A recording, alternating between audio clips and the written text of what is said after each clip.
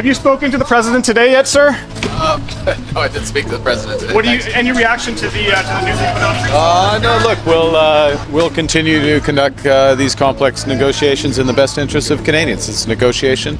Ça va continuer. Canada's been a very difficult country to deal with over the years. He knows he's not reliable. He says, let's just try and deal with European nations. Let's deal across the world. We have all the cards. You know, we do a lot of business with Canada, but relatively little. They do most of their businesses with us. Carney got elected because Trump put Canadian sovereignty on the ballot, and now he's his worst nightmare. We've taken in already hundreds of billions of dollars in tariffs. Trump talks a big game, confident tone, bold claims, but there's no substance behind it. He says he's landed trade deals with 5 nations, including China and the UK, but where's the paperwork? Where are the signatures? The reviews from Congress? Reality check, there's no verified trade. Agreement with China, just vague declarations and recycled headlines. His claim that he told them what to pay doesn't sound like negotiation. It sounds like a dictator issuing ultimatums, and that's not how the world works anymore. Global powers like India, Canada, and the EU respond to fairness, not threats.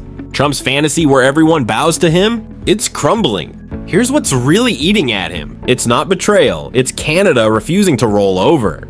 The digital services tax wasn't sprung overnight. It followed public debate, European precedent, and thoughtful implementation.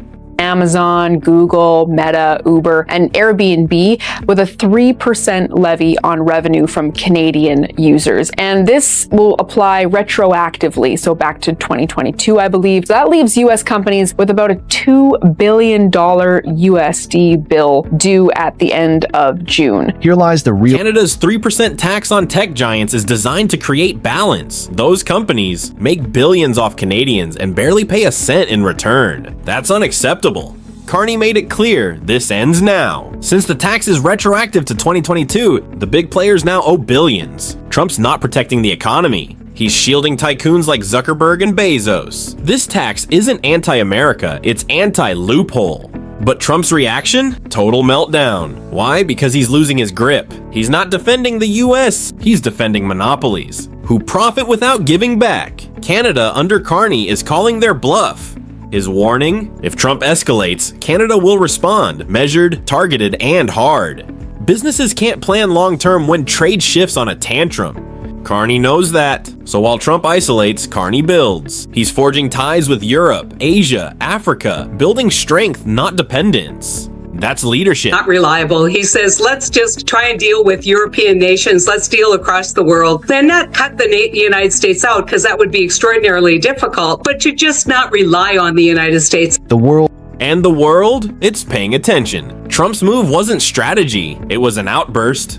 He slammed negotiations shut, expecting Canada to fold. But Carney's not flinching, he's calculating. When Trump said, "We're done," he sounded like a bully, not a statesman. What he calls fixing is really Canada holding the line for its economy. And Carney? He's drawing that line in bold red ink.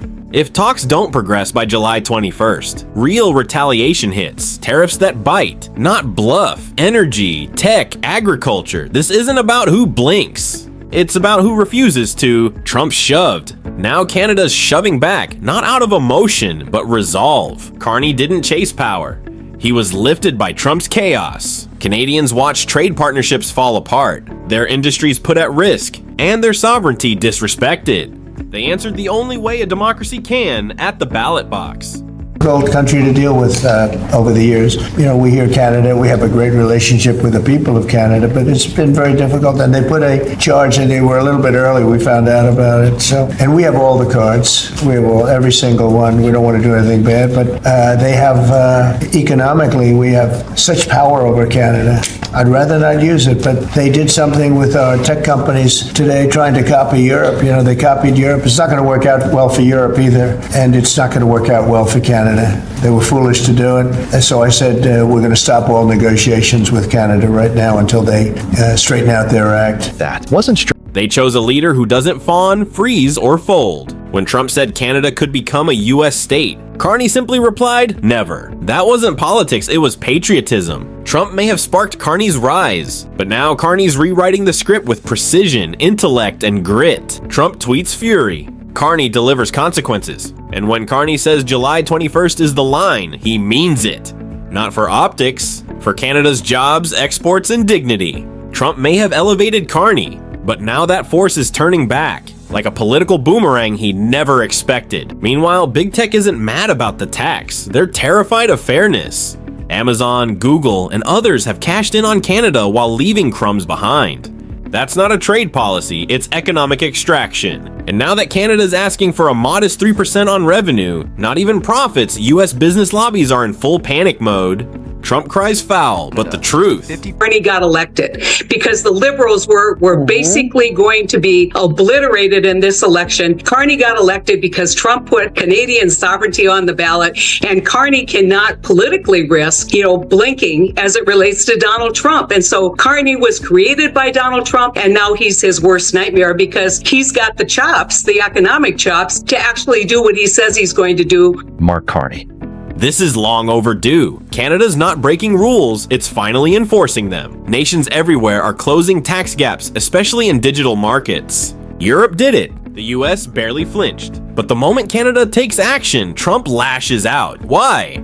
Because it's not about fairness, it's about losing leverage. Carney's showing him respect isn't commanded, it's earned. These new taxes don't escalate tension, they correct imbalance. Trump can't handle that shift, and Americans are paying the price. Look at the food chain. Grocery bills are climbing, farmers are suffocating. The price of corn, the backbone of the US economy, is skyrocketing. Corn feeds livestock, fuels vehicles, and supports entire towns. And what's fueling the rise? Trump's trade chaos. Disrupted fertilizer imports, mostly from Canada, have shattered stability.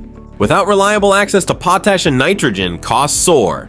It's not just farmers. Every household that buys meat, eggs, or dairy is feeling it. Trump's image of toughness has become a tax on every meal.